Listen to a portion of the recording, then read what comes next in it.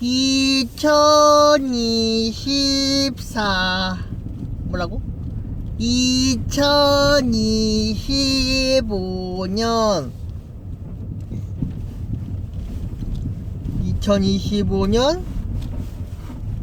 2월 14일 금요일이에요. 안녕하세요. 도영이에요. 도영이에요. 도영. 영영영영. 이빨이 새 떠가지고 치료를 할 수가 없죠. 상황상 할 수가 없어요. 이대로 살아야 돼요. 방지턱이 있습니다. 한 5년 뒤에나 좀 바꿀 수 있을까? 안녕하세요. 도영이에요. 오늘은 2월 14일 금요일입니다. 지금 시각은 7시 34분이에요. 이 시간대 온도는 자그마치 영하 6도를 가리키고 있네요. 의정부시는 영하 2도였나? 2, 3도였어요. 그러다가 산자락을 접어줄 때 과습 방지턱이 있습니다.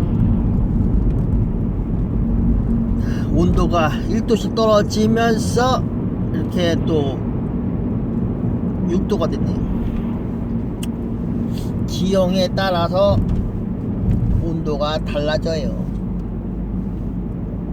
어저께 저녁에 잠잘 때 똑바로 못 자서 그런지 허리가 꼬부정하면서 전방에 연석으로 과습 방지턱이 있습니다. 등이 조금 찌릿찌릿하네요.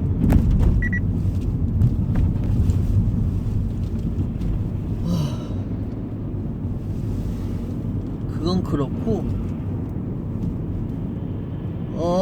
도영이가 요양보호사 자격증을 따려고 요양 그 학원에 등록을 했어요.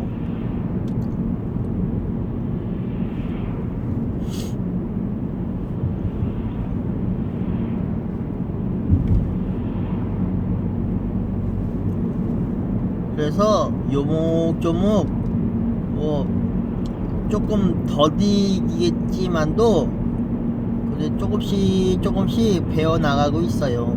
아주 조금씩 100% 중에서 1% 그래도 습득을 했나?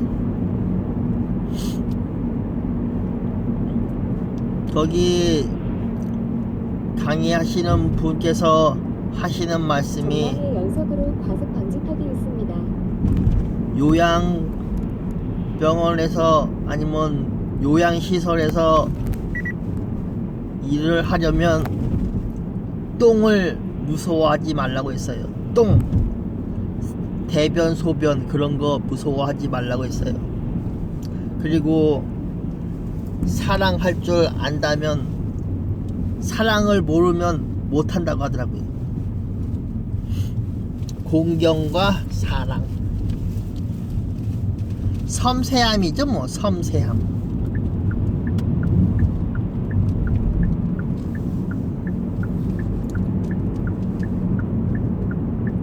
어저께 뭐 장님 맹인 놀이를 했는데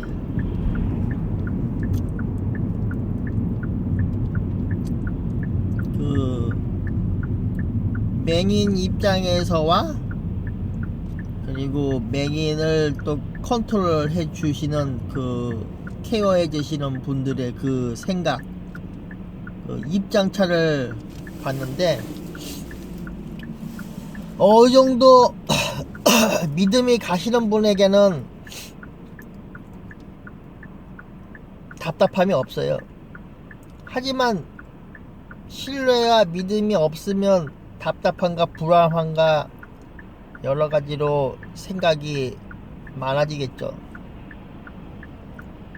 그래서 나는 일단 사람들을 믿고 걸어가요. 믿지 못하면 걸어가는 것도 서툴러요.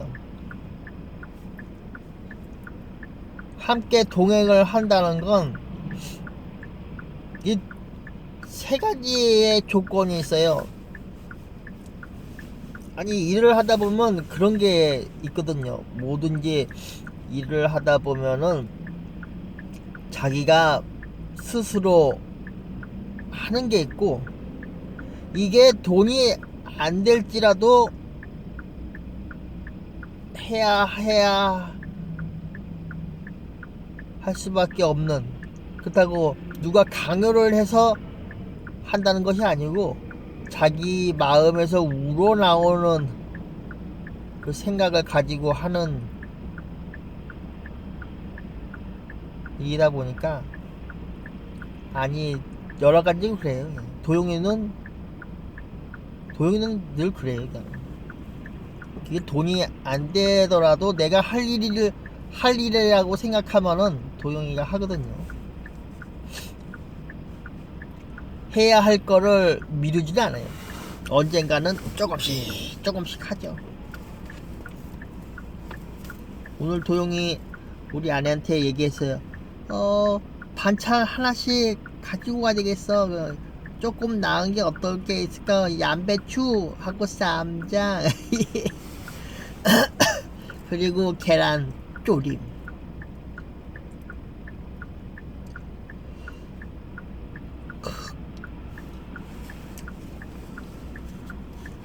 솔직히 얘기한다면은 어저께 도용이가 먹는 것 중에서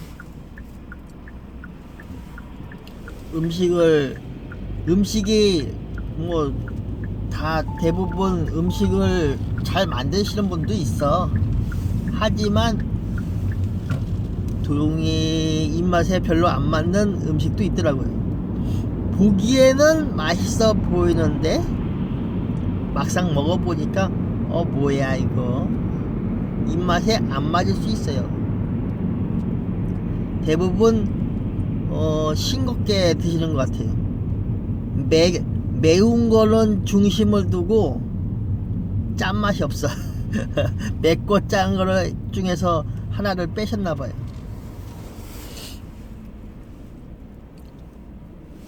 도용이는 무볶음 좋아해요. 무볶음은 짜지 않아도 상관없어요. 왜냐면 무의 그 고유의 향이 샥 배어 나오면서 아삭한 식감을 갖고 있잖아요. 도용이 어저께 자리 배치를 앞으로 했는데 내 뒤에 어느 큰 누나분께서 계시더라고요.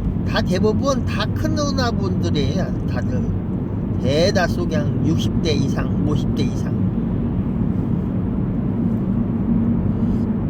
그리고 나보다 더 나이가 더 많으신 형님들도 2명이나 계시더라고요.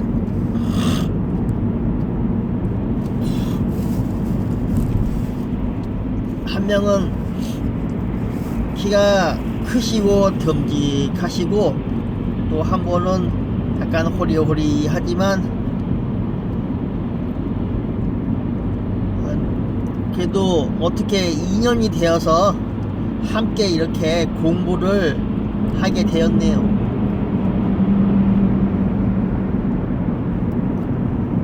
인연이라는 거는 몰라요. 무언가를 해야 하겠다는 선에서 그 진로의 방향을 설정하다 보면 그의 비스무리한 선택을 가진 분들과 함께 어울려서 또 한 공간에서 아하하하 호호호호 히히히히 또 할 수 있는 거예요. 요양병원에서 일을 하려면은 일단은 재롱을 떨 줄 알아야 될 것 같아요. 할머니 할아버지한테 재롱, 그 있잖아요, 옛날에 재롱잔치 해요.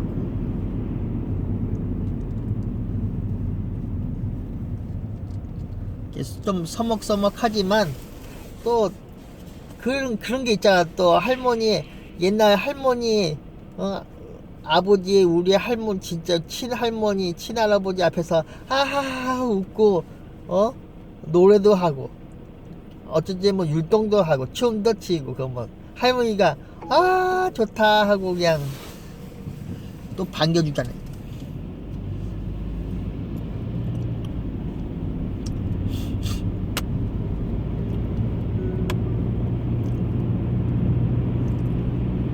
도영이가 저번에 얘기했듯이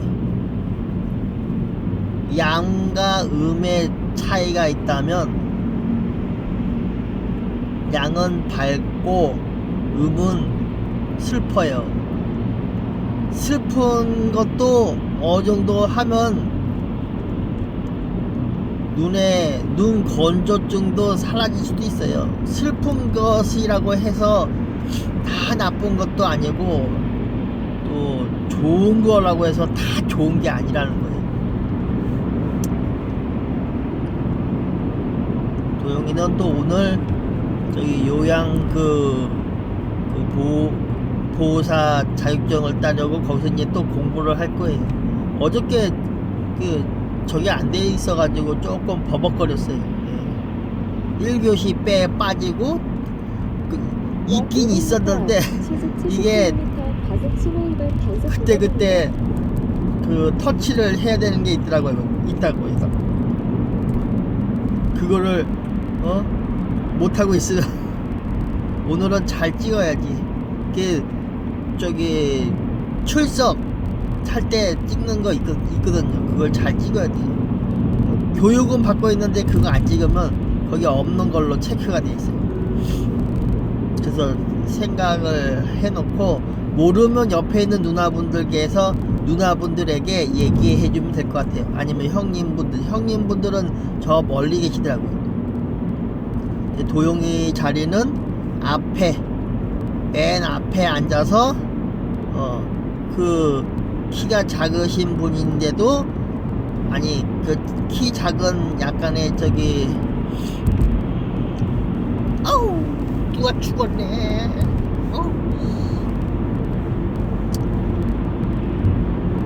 그거 아시나요? 잘못된 판단으로 인해서 돌이킬 수 없는 후회를 맞닥뜨리면 약 400m 앞 시속 60km 그것을 원망할 필요 없어요. 본인이 스스로 선택했기 때문에. 선택의 행동은 생각을 해봐야 돼요. 이곳을 걸어가야 되나 말아야 되나 한번 생각해 보는 거예요.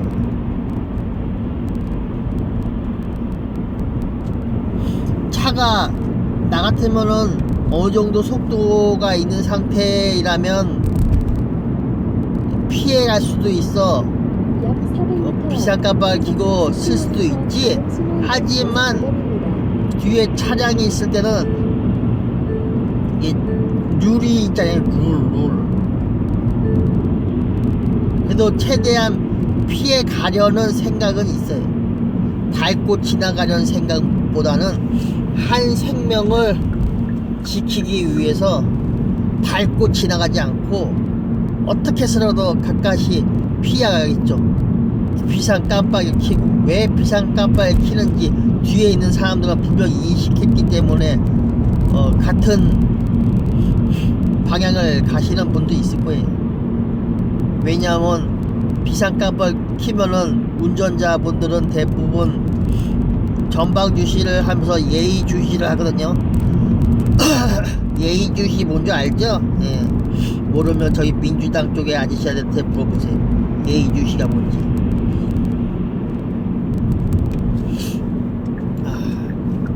밀폐 공간 안에서 더워지면 아이고 오늘 또 잊어먹을 뻔했어. 기름 넣어야 돼. 기름이 한 칸 남았어. 날씨 온도는 영하 5도고 4칸 중 1칸 남았으니까 기름 넣어야 돼. 어저께도 기름 못 넣었는데. 날씨가 추우면 기름을 어느 정도 채워 넣어야 돼요. 활동을 할 경우에는. 활동을 안 할 경우에는 그냥 뭐 어떻게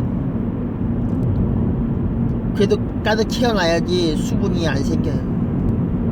그나마 차에 뒤에 차가 한 대 저 끝에 있어서 그렇지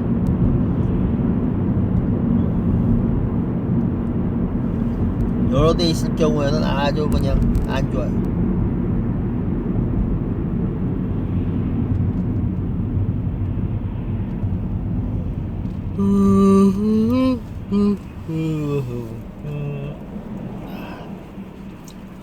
오늘은 KH에너지 신곡주유소에 가서 기름을 넣을 거예요. 5만원.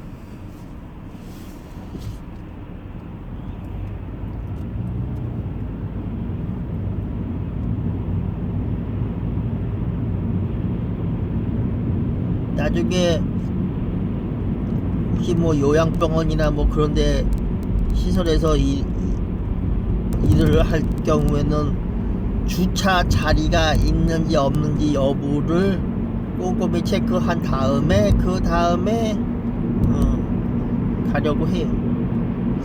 웬만하면 요양병원도 큰 데로 가면 참 좋을 것 같은데 큰데 큼지막한 약 곳에 300m 앞 시속 50km 과속 신호위반 단속 구간입니다.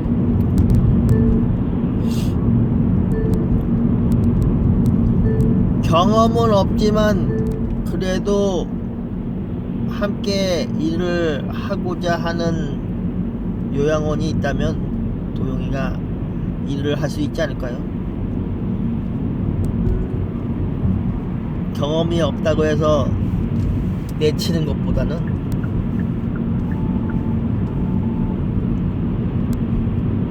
경험을 쌓아주는 거죠. 저 사람이 과연 이 요양원에서 어떻게 잘 여러 노인분들에게 잘 케어를 해줄지에 대해서 잘 모르면 좀 더 이렇게 하고 원활한 쪽으로 이렇게 배워주는 속으로 해주면 그것도 가족이 될 수 있어요. 아무리 힘들어도 지탱이 될 수 있는 버팀목이 될 수 있는 거죠. 또 그만큼 또 같이 마음을 맞추면서 일을 하는 것도 참 좋은 것 같아요. 시간이 말이에요. 금세 가요. 시간이라는 게. 일하는 시간도 그렇지만 살아가는 시간도 빨리 가요. 금세. 할머니 할아버지들이 아니 때로는 우리 어머니 아버지들도 얘기했어요. 시간은 금방 간다. 그냥 후딱 가버려. 그런데 말이에요. 후딱 가더라도 그 시간에 누군가와 함께 있었다. 그 사람이 진짜 진정성을 가지고 자기와 함께 있었다 라고 하면 또 생각이 다르죠. 어저께 그 맹인 그 입장차를 보니 그런 생각이 나는 거예요. 누군가를 믿는 것이 참 사람들이 살아가다 보면 믿을 수 없는 사람들이 많잖아요. 난 쟤를 못 믿겠어 이런 식으로. 근데 눈을 감고 그 사람이 요목조목 설명해 주는 거예요. 예를 들어서 걸어가면서 여기는 평길이고요. 조금 한 몇 발자국 뒤에 앞에는 이제 약간 저게 있습니다. 턱이 지고요. 뭐 옆에 뭐가 지나가고요. 뭐가 이렇게 얘기를 하겠지. 도영이는 그렇게 얘기해요. 그냥 마냥 걸어가는 게 아니고 주변을 이렇게 원거리 방어라고 하죠. 예.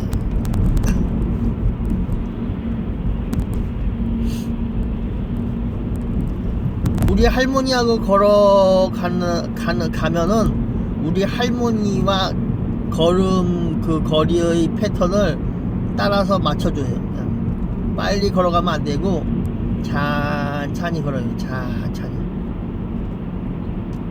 누구나 나이가 들면은 그럴 수 있거든요. 빨리 걸을 수가 없어요. 체력도 그만큼 예전 같지 않거든요.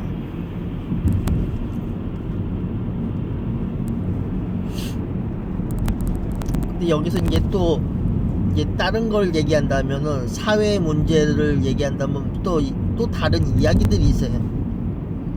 또 사회 문제하고 국정 운영에 대한 이야기들도 있는데, 아직까지는 뭐 레벨이고 안 돼서 그런 거 얘기할 필요도 없어. 나중엔 그런 거를 많이 하겠지만은 가끔 그런 것도 얘기해 줄 때가 있잖아요, 도영이가.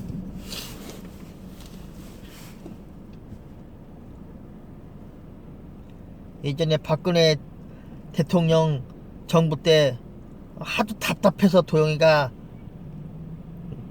의견을 내세웠죠. 어떤 의견을 내시는 줄 알아요? 시대는 21세기인데 왜 시스템은 왜 이렇게 나이가 빠졌냐고.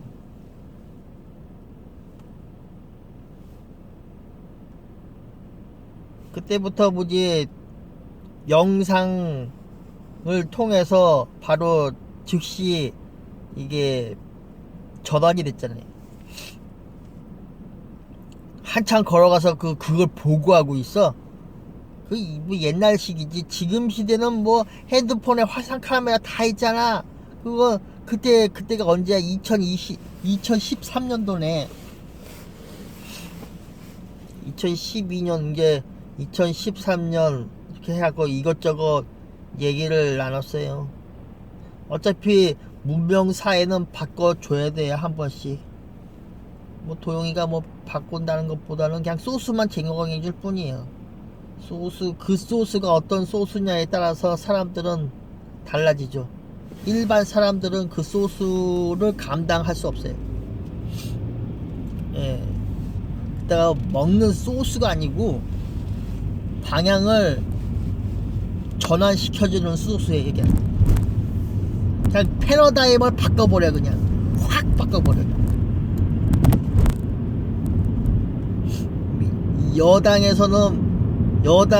야당에서는 이제 뭐지 이거, 그렇지? 예. 맨날 고지식하게 그렇게 하면은 나라 운영 잘 안 돼요. 그래도 그런 식으로 해야지 좀 낫지.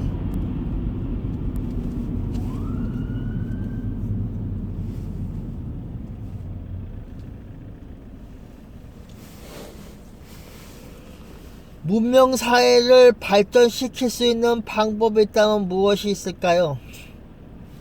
아마도 국정 철학이 아닐까요? 국정 철학? 당신은 국정 철학을 논할 수 있는 생각을 가지고 계신가요? 국정 운영을 원활하게 할 수 있는 방법. 지금은 얘기할 수 없어요. 레벨이 안 돼서. 나중에 내가 유튜브에 이제 수익 창출이 나고 뭐 여러 가지 좀 더 아니 지금도 뭐 괜찮은데 그래도 어느 정도. 예. 근데 도영이가 또 그거를 공짜로 얘기하면은 사람들이 그냥 헛물로 들어. 한쪽으로 듣고 한쪽으로 빼버려. 하하하하. 그냥 그렇게 살다 가시는 거야. 결국에는 다 바뀌었어요. 그걸 토대로 사람들이, 아시죠? 한 정보가 생기면 두 개가 되고, 두 정보가 생기면 네 개 되게, 계속 분산이에요. 많이 확장되는 거죠.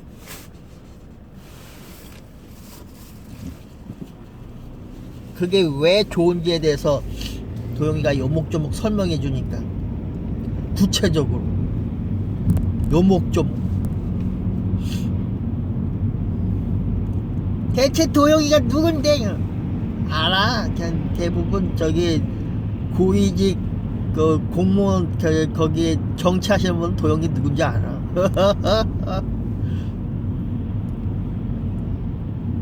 근데 도영이는 그냥 일반 사람들한테 그냥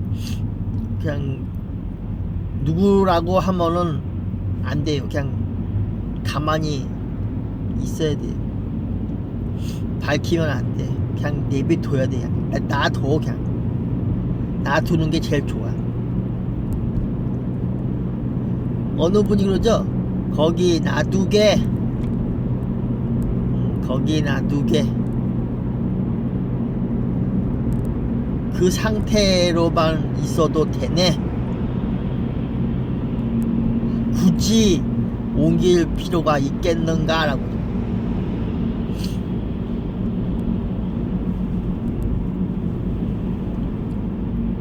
오늘은 차가 많네요. 아침에 보니까 무법자가 엄청 많았어요. 400m 앞 시속 60km 단속 구간입니다. CCTV가 안 보인다고, 경찰이 안 보인다고 해서 그렇게 무법자가 그렇게 많네요.